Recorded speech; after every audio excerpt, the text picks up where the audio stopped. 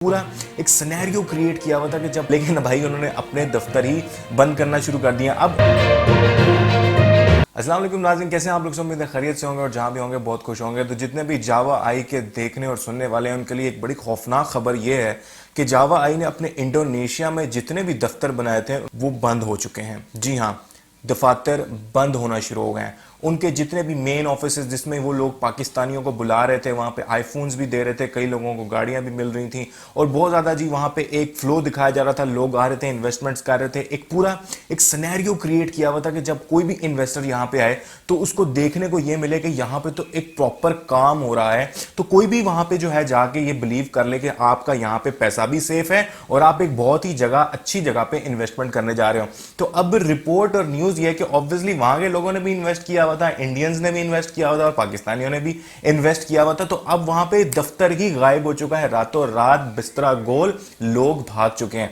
अब वहां पे रिपोर्ट फाइल की जा रही है, लोगों की तरफ से कंप्लेंट्स फाइल की जा रही हैं कि भाई ये दफ्तर कल तक तो यहीं पे था, अब ये कहां पे चला गया है। तो आप अपडेट्स को तो छोड़ें, जो अपडेट्स आ रही हैं कि भाई ये हो रहा है, वो हो रहा है, ये होगा, वो होगा, लेकिन भाई उन्होंने अपने दफ्तर ही बंद करना शुरू कर दिया। अब ऑब्वियसली जो ऐप है वो कंट्रोल्ड है, कहीं से भी कंट्रोल हो सकती है। दुनिया के किसी भी कोने में ये ऐप कंट्रोल हो सकती है, आपको नए लारे लगाए जाएंगे। अब फर्ज करें कि मियां चन्नू में कोई बंदा बैठा हुआ है, देहात में बंदा बैठा हुआ है, या फिर किसी इंडोनेशिया के गांव में बैठा हुआ है, या इंडिया के किसी गांव में बैठा हुआ है, अमृतसर में बैठा हुआ है, कहीं पे भी वो बैठा हुआ है, तो उसे तो नहीं पता होगा ना कि इंडोनेशिया का मेन दफ्तर इनका बंद हो चुका है, जहां पे लोगों को ले जा के इन्होंने दिखा के वहां से लोगों से पैसे बटोरे थे और उनको इन्वेस्टमेंट्स भी दी थी, उनको पैसे भी दिए थे। लालच ऑब्वियसली इंसान के अंदर होता है। वो अब अपना 1 लाख रुपया अगर लगा चुका है और उसको 2 लाख रिटर्न भी हो चुका है तो वो कभी रुकेगा नहीं। वो कहेगा भाई अब 2 लाख लगाने की बारी है ताकि मुझे 4 लाख वापस आ सके, और तब उसको 4 लाख भी मिल जाता है तो फिर वो कहता है कि नहीं, अब ये 4 लाख भी लगा देना चाहिए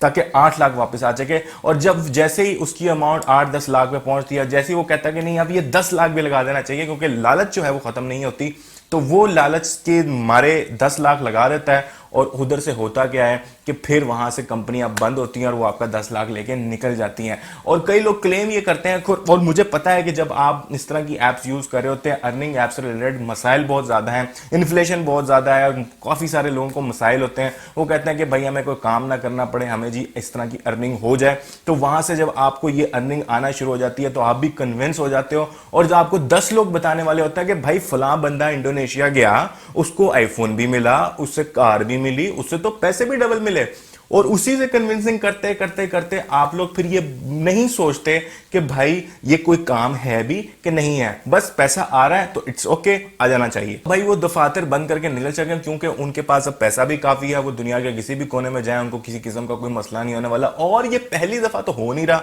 ये अक्सर ही होता रहता है, अक्सर ही चलता रहता है।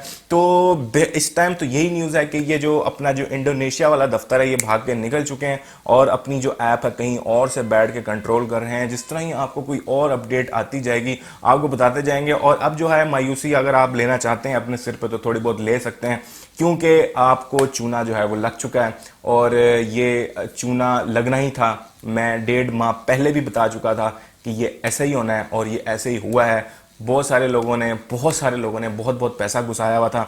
लेकिन एक और चीज मैं आपको यहां पे एक क्लियर कर दूं कि इंडोनेशिया एक बहुत ही आप समझ लेना कि जैसे कंट्रीज हैं, कोई बहुत ज्यादा फ्रॉड का रेशो बहुत कम होता है, इसमें फ्रॉड का रेशो बहुत ज्यादा, इस कंट्री के अंदर ही फ्रॉड का रेशो इसलिए ज्यादा है क्योंकि इसमें आपकी जो गवर्नमेंट ऑफिशियल्स हैं वो भी समटाइम्स इन्वॉल्व होते हैं। तो फिर भी ऑब्वियसली यहाँ पे भी स्कैम कम नहीं है, लेकिन फिर भी यहाँ पे थोड़ा बहुत लोगों की चलाक होशियार होते हैं, वो कहते हैं कि चलो ये पकड़ ले लेते हैं, वो यकीन नहीं करते जरा जल्दी। लेकिन जब इन्हीं कंट्रीज को, इंडिया पाकिस्तान को, जब इस तरह की कोई चीज दिखाई जाती है, कोई बाहर से चीज आ रही है, तो लोग फौरी बिलीव कर लेते हैं। और जब ये लगे कि भाई पैसा आना ही आना है, वो भले टिकटिंग से आए या भले वो कैश इन कैश आउट से आए, तो किसी को कोई फर्क नहीं पड़ता। तो फिलहाल तो बैड न्यूज ही है, इंडोनेशिया का उनका दफ्तर एक बंद हो चुका है। अपडेट्स के लिए जुड़े रहिए और चैनल को सब्सक्राइब जरूर कर दीजिए। तब तक के लिए अल्लाह हाफिज।